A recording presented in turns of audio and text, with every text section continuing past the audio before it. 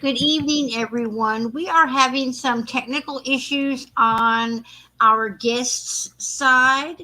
For some reason, she can see and hear me, and I can see her, but we cannot hear her. So she is trying to come back via her phone, and hopefully that will work. So while she is figuring that out, and hopefully we can, um, tonight's topic is missing and murdered Indigenous women. So Sno Fly is a member of a tribal community. I will let her tell you which one because I am not at all sure. And I just wanted her to bring awareness to this topic because, as much as we see often missing persons cases in the news, we don't often see the really high numbers of cases in the Black, Indigenous, people of color communities. So that is what we are trying to bring awareness to tonight. But she is having some issues technically on her end, and we are trying to figure that out as we speak. My name is Tina. I am the podcast host for Love Over Coffee, Voices Not Heard. This is a podcast and a platform for the marginalized, the silenced, and the abused. And tonight's guest is Sno Fly from a tribal community in California. Can you hear me?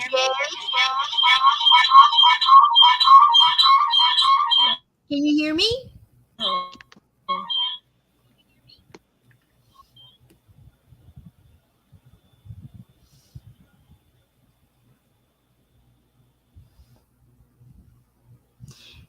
Do you have the volume up on your phone? Yeah.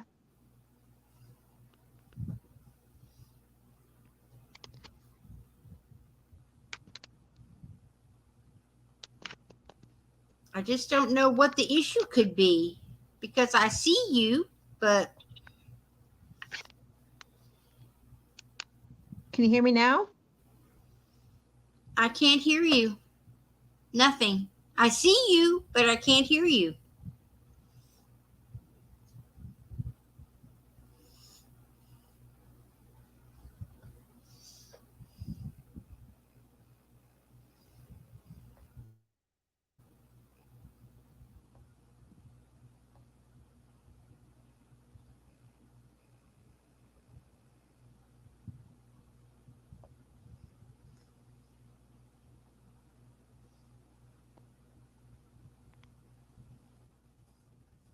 My mic is on.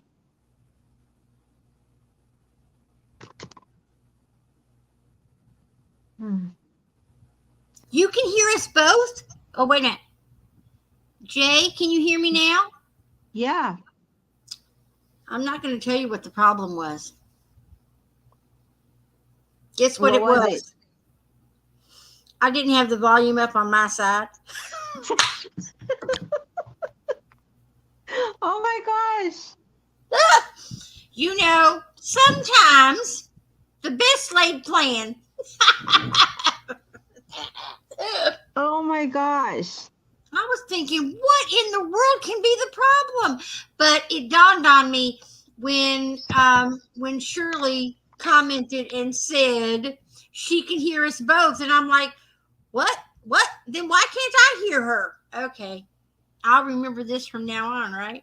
I turned down the volume because I get so many notifications during the day on Facebook and Messenger and everywhere else that I turned down the sound on the computer, and I forgot that I did. Oh, you're too funny here. I have the phone going, I have this phone going, and I have my computer going. I have both my computers going. Jay, it was a test. Are you all I was just seeing how smart you were.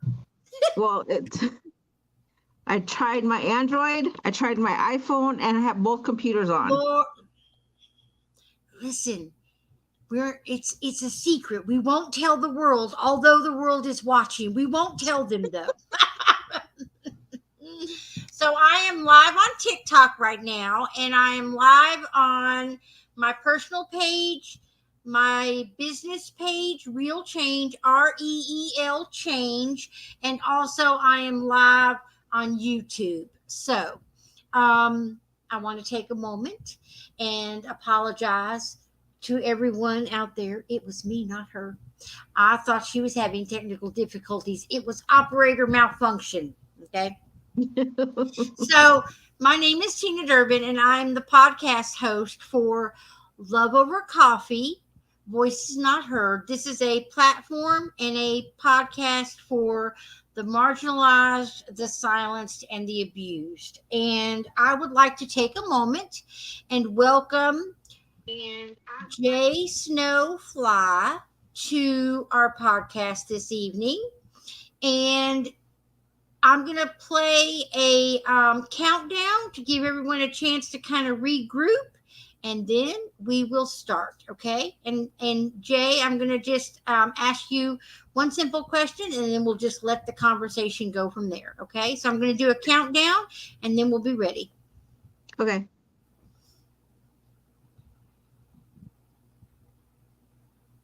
Thanks, Karen and Shirley, for your lips are sealed. I'm going to swear Jay to secrecy as well. So, again, welcome, Jay.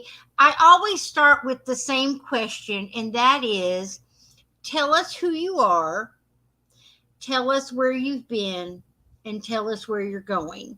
So, I know that tonight we are going to talk about missing and murdered Indigenous women, and we are also going to talk about some things that go on as targeting the Indigenous communities. But we'll start with the question: tell us who you are, where you've been, and where you're going, and please tell us only what you feel safe and comfortable sharing. And welcome. Okay. My name is Sno Fly, and I am a Lakota Sioux from Rosebud and Pine Ridge, South Dakota. I am a activist with MMIW and every Indigenous Child Matters. And I am going to bring awareness, and I've been bringing awareness to MMIW with all of our missing women that have been missing and murdered and buried and not found. And this is a big topic with a lot of our tribes and reservations, because we are being put aside or buried under the rug daily, and it's not right that this continues. And I do walks that bring awareness to MMIW and Every Child Matters, because they link together, all dealing with Indigenous. If you're Indigenous, and we have a tendency not to be heard. And I want everybody to know what is going on in our community, and they need to know what's going on in our community. Well, I found a quote, and this is from 2022. And here's what it says: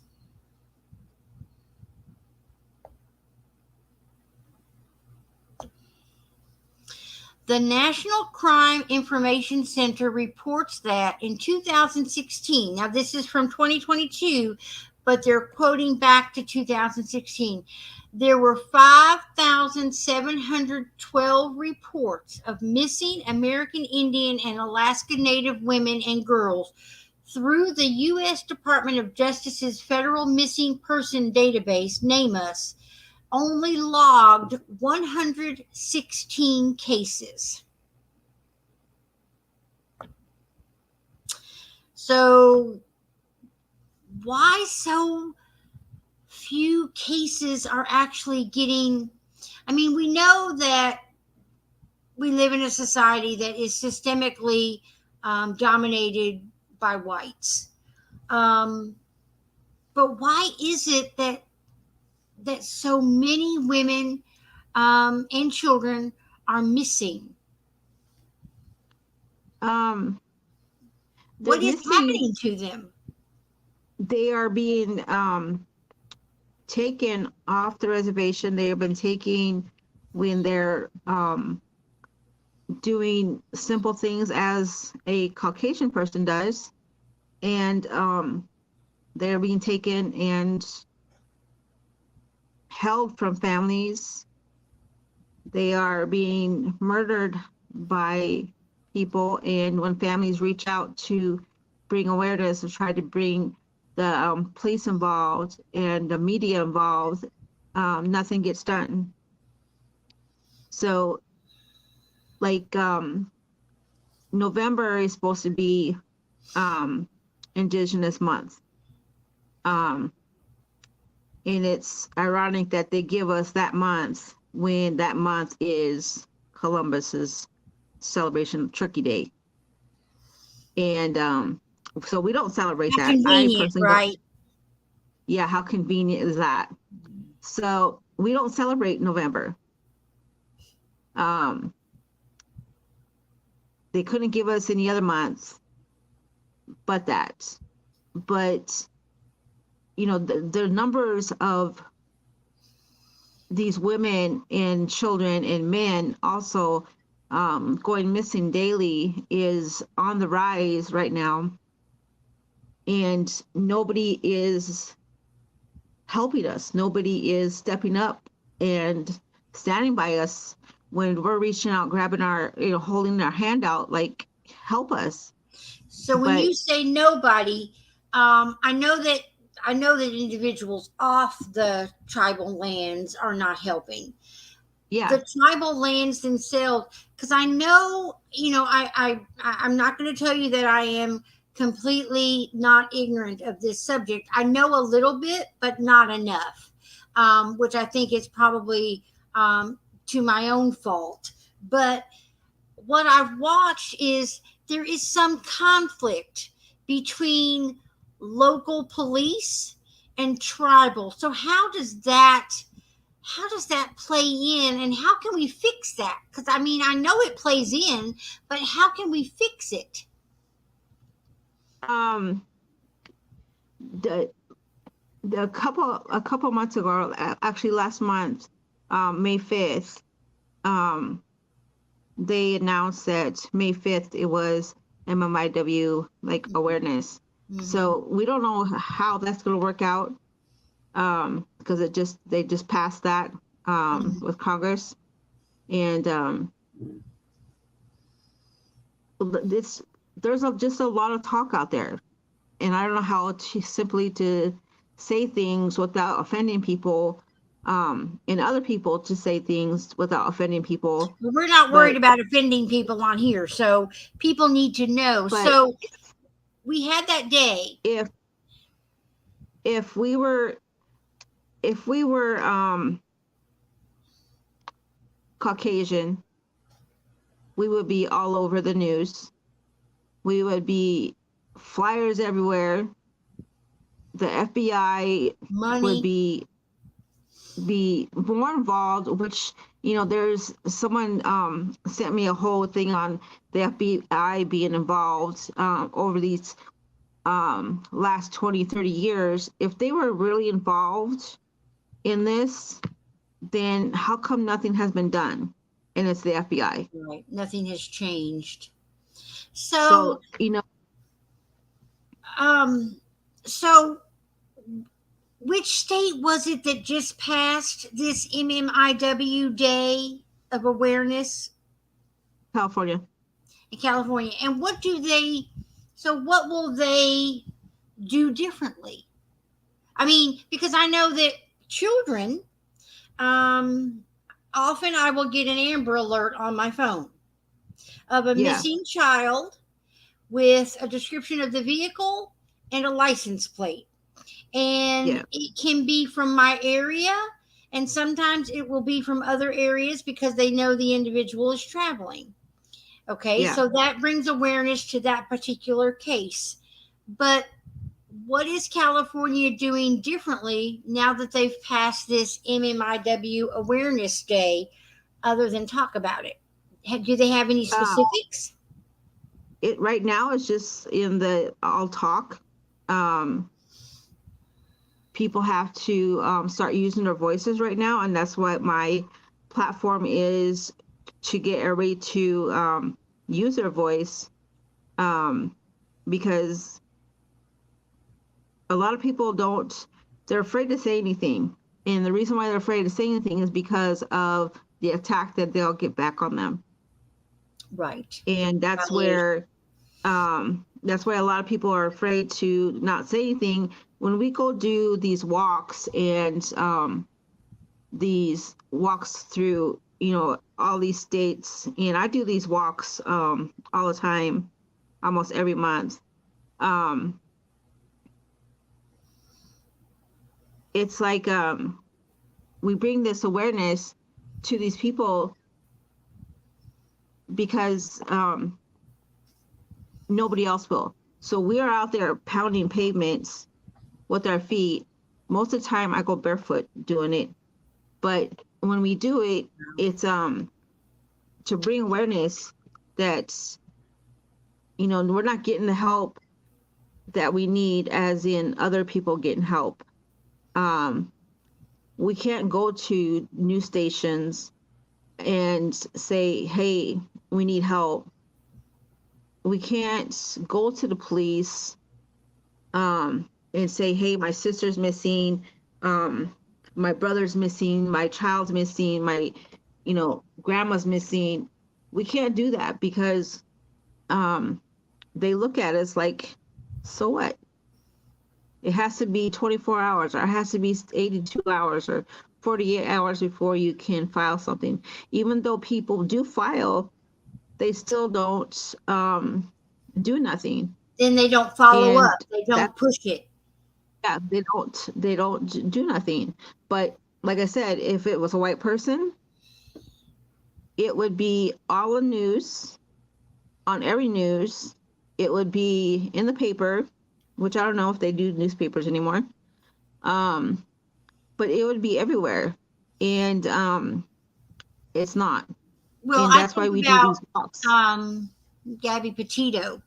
We talked about her last week a little bit.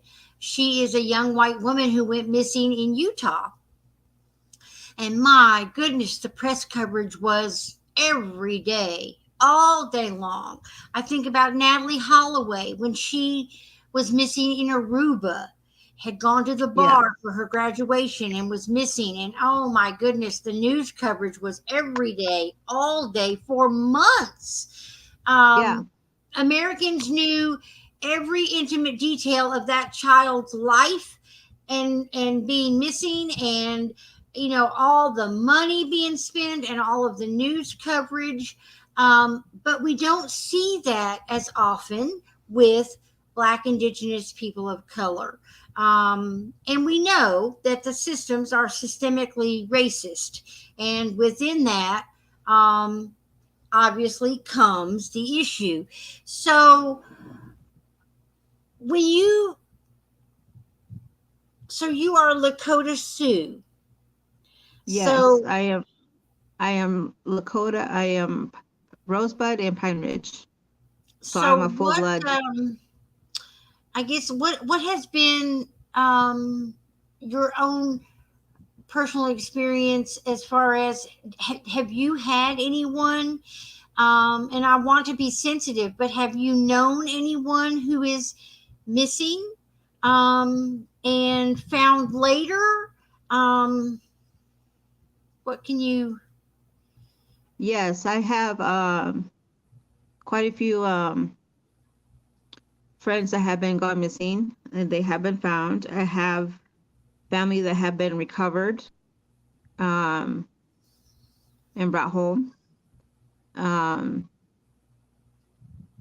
it all ties, a lot of this ties in with, you know, back way years back when nobody knew about MMIW, and people just went missing, and nobody, the tribal police didn't know what to do. They didn't want to get involved because of who you were and who the family members were. So but when MMIW got known, now it's worldwide MMIW. And there's a lot of women, a lot of men that work on this to try to bring our sisters home, try to bring our mothers home, try to bring our grandparents home, and also our men. And it's a fight every day. It's like a job every day that we wake up every day and we get tagged or we get messages or we get calls that this person's missing and this person's still missing, and we gotta go, put walks together to bring these people home. And Um, I know that it was probably at least a year ago, Jay, that I interviewed someone in Canada because they also have a lot of issues, correct? Because he was talking yes, about the same thing, and he was talking in particular about the schools that had been run by the missions and churches, Catholics, whomever, and these schools were schools of abuse and murder. And they found bodies buried on some of the school property.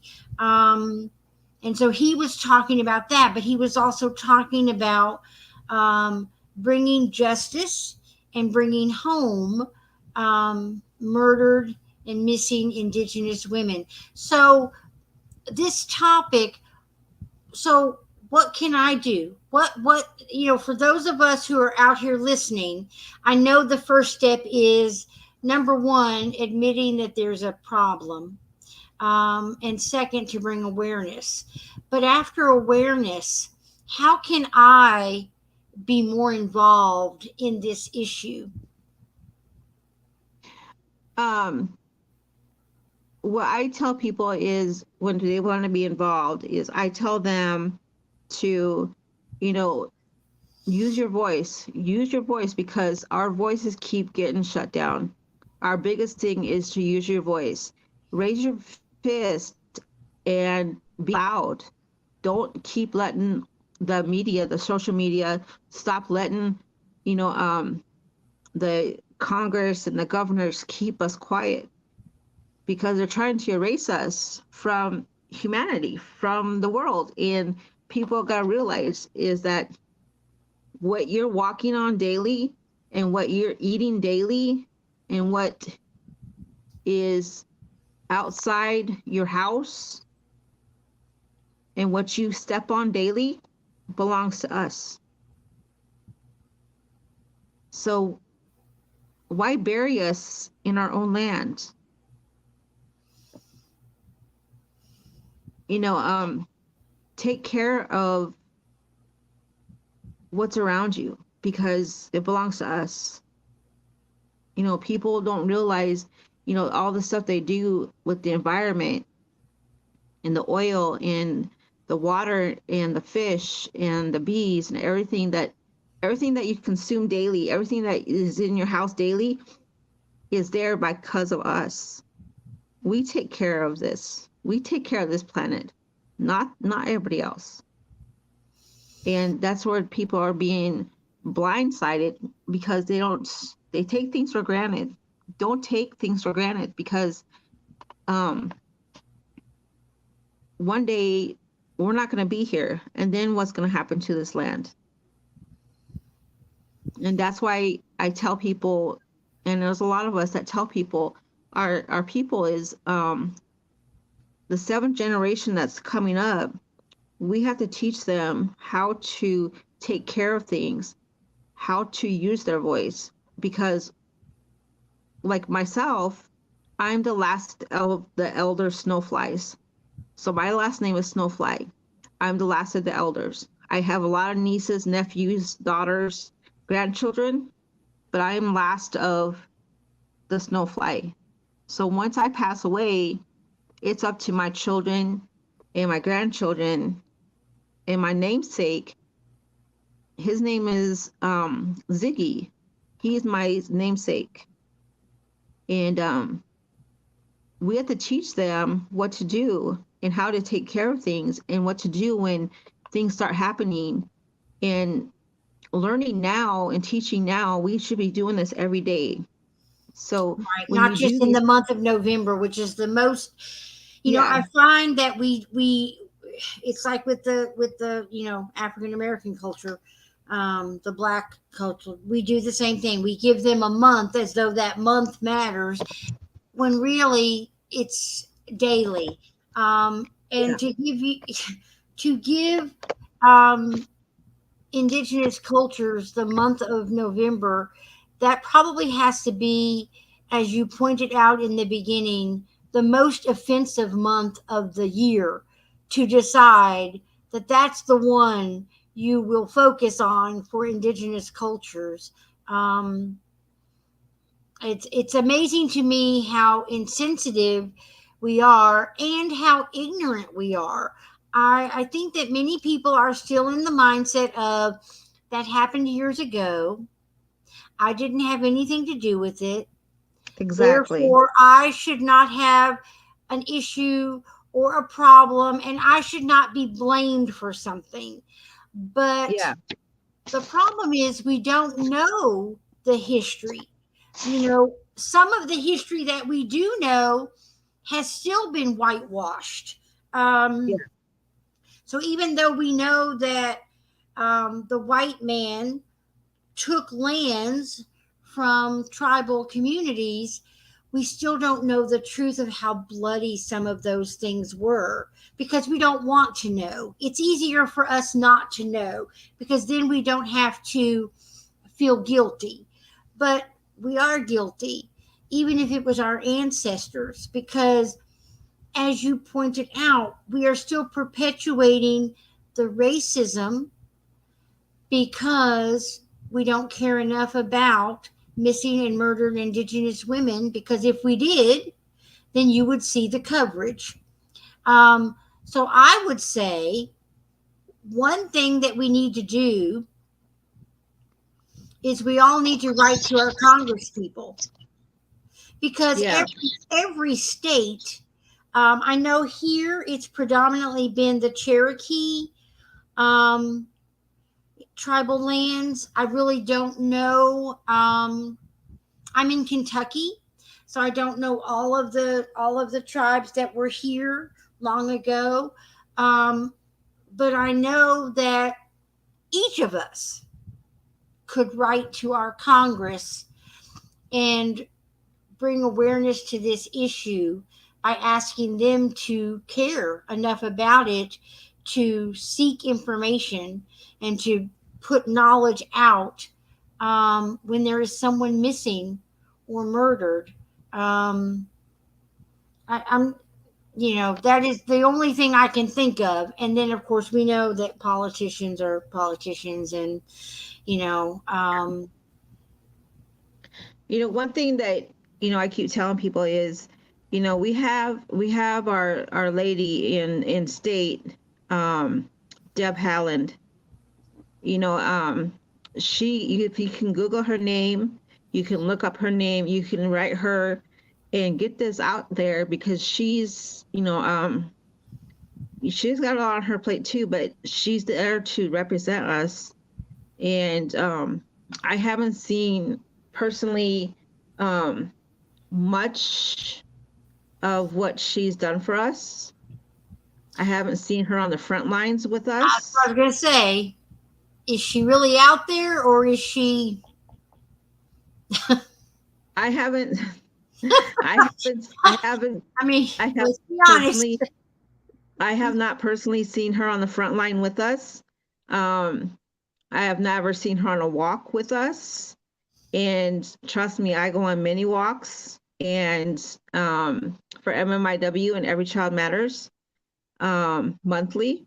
And she has not been on any walk. And if she has, um, I would like her to tell me where she's been and what walk she's been at. So, in Um, other words, you're asking us, which we do with police brutality now, is to put a little yes. pressure on the cause. Yes. Because if you're going to say it, then you should do it. You should be about it. If Yes. you talk about it, be about it. So if she is going to use this as her platform, I'm assuming to get elected, then she should use this platform to stay elected and to actually make change. Yes. Um, how long did it take to bring the law about in California, Jay? It took years. I mean, for everything to be passed in every state for any kind of awareness for any indigenous Well, person, that's it takes years. And that it shouldn't be that way when everybody else um, gets things taken care of. I mean, when George Floyd, that happened to him, everything was taken care of. It was on social media, it was all over the media, and all the walks, and everybody came forward and to get this policeman behind bars, and he's still there, but you know um you don't see Native American men or women or children. You don't see them out there, committing crimes. You don't see us stealing cars. You don't see us um, shooting policemen. You don't see us running down the freeway with our cars and stealing cars. You don't see us on TV being arrested or doing the stupid things that these other people do. We don't do that. what's And that should amazing tell. is, to some degree, it's almost like we not only don't want to think about it, but we've just erased it. Yeah. And so that should tell people something when you see this all over the news and you see all this negativity going on with all these other cultures, but you don't see it about us because we don't do it. We take care of our land, we take care of our people, we take care of our families. Our families are number one. Number one. And that's the way it should be. Taking care of our children is number one. Taking care of our grandchildren. I take care of my grandchildren all the time. I make sure they are taken care of. Um, but for people to be, involved and want to be involved, then use your voice. Look up what is going on with our people because we're dying. Yes, and There I've is so watched some documentaries, and they are quite shocking because the one that I watched that's most recent in my memory is they were talking about again the coverage that Gabby Petito got as a young white woman, and then they juxtaposed that with the number of murdered and missing Indigenous women whose cases have never hit the news, never exactly anything. And then they were talking about um, when the police do recover the individual, there are things that are still not handled respectfully right. in connection with being an indigenous individual. Yeah. So when the police get or when the police do get involved and they recover a body, um, we don't know who the body is. We don't know who they are. They will not disclose of who they are. Um, they do not contact the family right away. We What have are to they find out. doing? They, that's what we question. What are they doing? What are they doing? What are So they there's not doing? transparency. But if it was a white woman getting found, it'd be on the news. Mhm. Within an hour, her name is released on the news. Within an hour, the person that murdered that woman is released on the news. But if you watch the news, like I do daily, and I tape record things, is like Peter Redhair. She's from Albuquerque. She's been missing. So she's not been on the news. Her mother's not been on the news. Why? I Well, we know why in one sense. I know that right now on TikTok, there are a bunch of individuals like you from indigenous cultures trying to bring awareness. I've noticed that people use the hashtag native TikTok. Yeah. Um, and I have seen not only you, but I have seen and I another one that comes to mind is Bennett, LOC, Bennett Locke. He's another. He's pretty big into bringing awareness to this topic. I don't know. I don't know his tribal background. What tribe he's from? I can't remember. I'd have to look him up again. But I know he's another one that comes to mind because I catch him and I catch you all the time, but I'm friends with both of you. So on TikTok, sometimes you have to go searching for what you want to find. But because I'm friends with the two of you, you pop up more often. But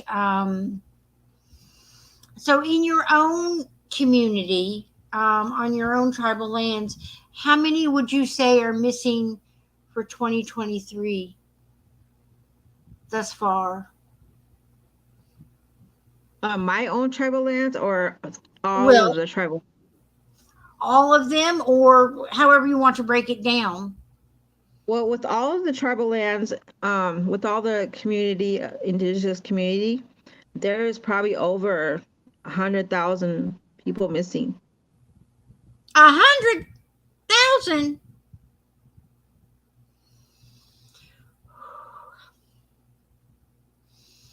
And how many just in your? And just in mine, there's it varies because there's new ones popping up every day. I can't keep track of them. And some are found. Let's put it that. And some are found. Yes, some are found. There was this week I think there was 4 that were found, And where were they but found? um not far from where they were last seen. And they were found alive. Yeah, but a lot of them are found. There's our AIM leader. He passed away, but his granddaughter was missing for a long time. Her 3 murderers are arrested. They're sitting in prison, but they buried her like close, but maybe 3 inches under the dirt. So that just says, if they can bury an individual, a woman, 3 feet under, nearby from where they're last taken, how many more have we skipped over, or houses that are on top of our women and children? Right. And It does. people have to realize, people have to open their eyes and realize, okay, all these houses that are being built around, all these buildings being built around, do they really dig deep enough to see if there's bodies? There's a school in California, not far from me. We helped redo the plaque for it, but it's for a residential school. So we redid the plaque, is huge, but the cemetery is missing. So our question is, where's the cemetery? And the next question is, where are the bodies? And nobody can give us an answer. I know here in our community, we had a a mental hospital. It was the second oldest in the nation. And when they were doing construction, they found bones from patients that had been long since forgotten, not identified. So it does make you wonder what's out there on lands across the U.S. that are never discovered, never. Yeah. So this residential school is over in Paris, which is not far from me, where the monument is. Where and that monument, the school should be right there behind it. So when I go there, and it's on my Facebook, the pictures are on my Facebook. They're not on my TikTok yet. Everything's on my Facebook. Um, in the background of this monument should be the school. It should be the cemetery. But all there is commercial buildings. So this commercial building builds on top of the land. Did they not realize that that was a cemetery? How can you not notice that there was a cemetery there? Well, if you know it's a cemetery, then others should know it's a cemetery as well. Yeah, and the school. I mean, you can't just yeah, they got rid of the school and everything, but where's the bodies? And that's where a lot of people are trying to figure out, okay, so this big construction went on and all these big buildings are here now. They're laying on top of where the school was and the cemetery was. So where are the bodies? So that's the next step that we're working on, is trying to find out where the bodies are. And the other school that's in Riverside, out here in California, we did a walk there, and that's on my Facebook if people want to check that out. But the cemetery's there, but there's over almost close to 200 headstones, but there's no names on the headstones. And some of the headstones are tipped over, and it's not taken care of. The cemetery is not taken care of, but it's in a gated place. And you can go visit it and stuff, but who are they? Who are these children that are buried in the cemetery? Nobody knows. And they And should be able to do. They should be able to do some. You would think we've DNA. tried. So We've they tried. really. We've tried. And till the day I die, the day that I die, I hope it's not soon, but every day I work on trying to figure out whose bodies, whose names belong on those, who's under there, because these headstones need a name. These kids need to be recognized and have their rest in peace. So have the indigenous cultures, have they, I guess the only thing I can think of is, have tribes contributed their DNA to a registry so that then they could compare? They're trying to do things now. They're looking into a lot of things because a lot of this got brought up when the 215 children were found up in Canada. Right. And that's where I stepped in. And 9 of those 215 went back to my reservation. When they went back to my reservation, one of them is a direct descent of mine. So that's why I push, if you've been on my Facebook, that's why I push the orange in the 215, and I do these walks for Every Child Matters. There's 2 groups on there for Every Child Matters, and my group is Every Indigenous Child Matters. And so, is that what they did in Canada? Did they take DNA from the bodies and compare it to DNA from tribes and figure out?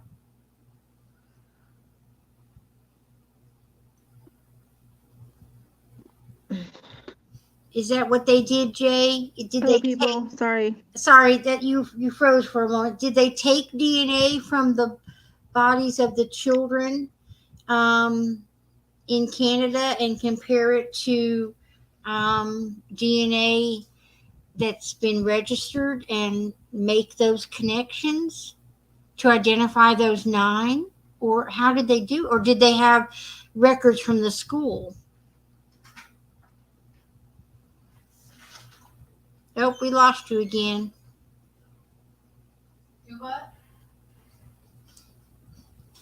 I lost my guest again. Are you getting a phone call, Jay? Hello. I lost you again for a moment. So so we'll try one. So So, how did they identify those nine Indigenous children from Canada to come back to your tribe? How did they make that connection? Whoops, we lost her completely.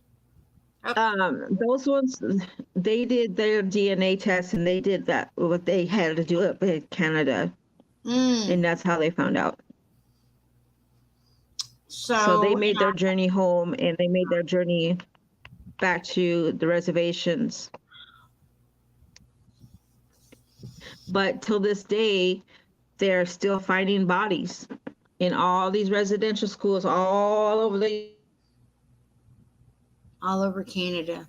I know there are. I don't know how many there were, but there are several in Canada, um, and residential schools here in the U.S. as well.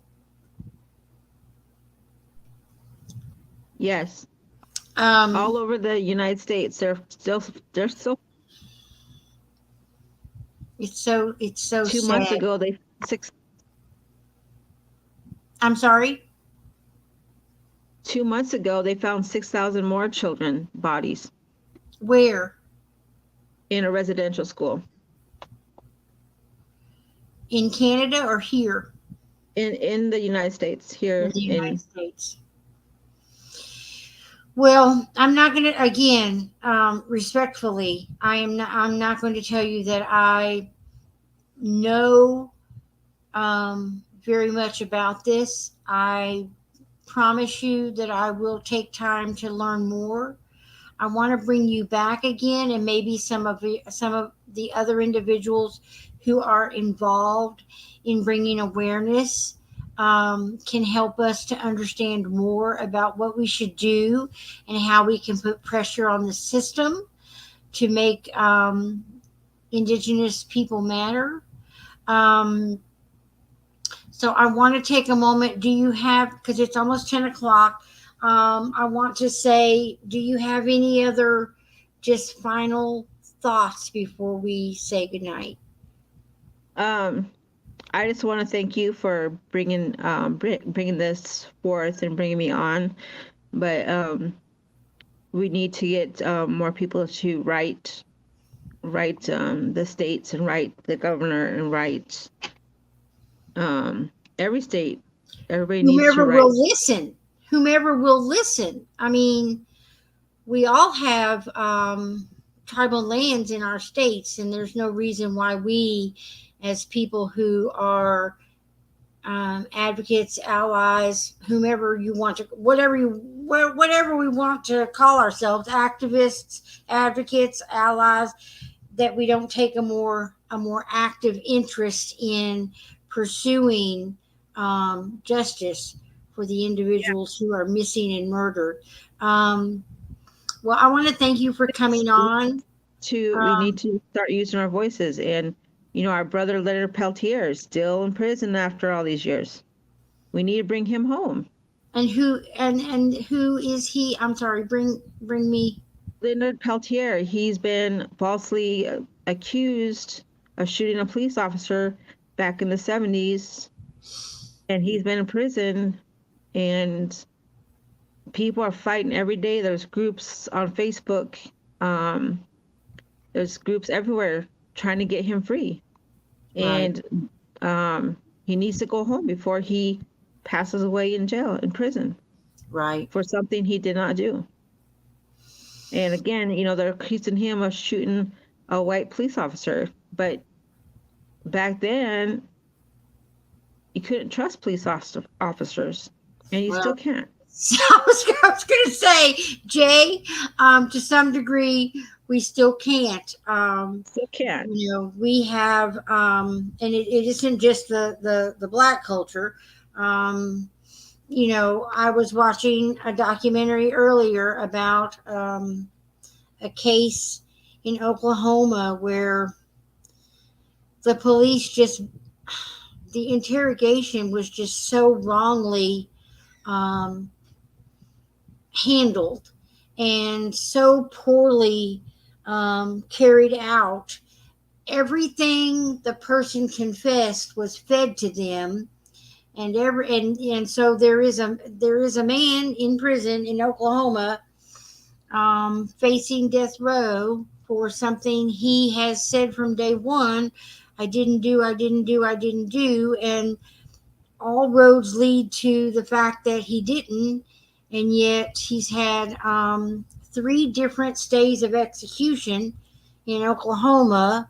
Um, and there's so much evidence that the police just clearly led the confession by one individual and then used that confession to basically put him into prison.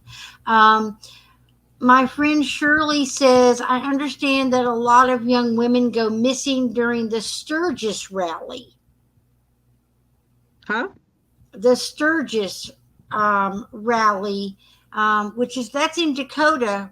Um, Yeah. the motorcycle rally, the Sturgis rally. Um, and then she's saying that she has a coworker. Coworker is Lakota Reservation Rosebud. Yeah, that's where I'm from. So, um, well, I want to thank you again for bringing some awareness to the rest of us, and that we will continue to follow up on this topic because um, change is slow, even after awareness is started. And obviously, we have a history that has been whitewashed and a history that has been erased. And we need to do more and we need to do better. So I want to thank you for coming on tonight. I will follow up with you, and so we can maybe bring others into the conversation. I do want to go ahead and I am going to say good night to my people on TikTok. So thank you to everyone who's been listening. This is Love Over Coffee, Voices Not Heard. This is a platform and a podcast for the marginalized, the silenced, and the abused. And we will be back next Tuesday. Next Tuesday, we have an advocate, an actress, and a humanitarian for the intersex community. She was born XXY and was identified male at birth, and has just recently medically been told she needs to complete her transition to being female in order to negate some of the physical features of being XXY and what that means medically. And so she will be here next Tuesday to bring us some awareness during this Pride Month for the intersex community, of which she is a part of. And I want to say her birthday is Thursday. She'll be 48, and they said that they didn't think that she would see 48. So it's an important birthday for her. Her name is Julie Mayfield. She's all over TikTok as well, bringing again, awareness to the intersex community. So I will see you next Tuesday. I'm going to go ahead and end the live on TikTok. And I want to say thank you again. This has been Love Over Coffee, Voices Not Heard. This is a platform and a podcast for the marginalized, the silenced, and the abused. And we try to cover the hard conversations. We try to cover the things that a lot of people either don't know about, sadly, don't want to know about, and also don't talk about.